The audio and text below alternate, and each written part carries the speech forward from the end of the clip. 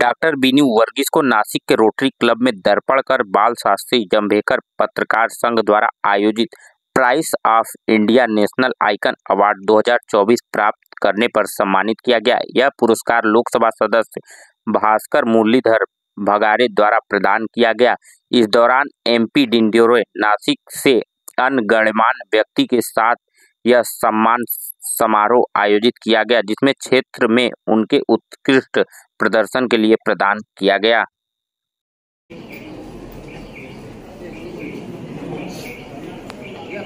सुरेशजी बेरजे सरांचं आपण जोरदार टाळ्यांच्या गजरामध्ये अभिनंदन करूया। डॉक्टर बीनू वर्गीस मुंबईतून आलेले आहेत। पत्रकारिता आणि सामाजिक क्षेत्रामधून ते या ठिकाणी डॉक्टर बीनू वर्गीस सरांचा आपण या ठिकाणी सन्मान करूया। सन्माननीय बीनू वर्गीस सर यांना पत्रकारिता आणि सामाजिक क्षेत्रातील उल्लेखनीय योगदानाबद्दल जोरदार टाळ्यांच्या गजरामध्ये आपण सन्मानित करूया।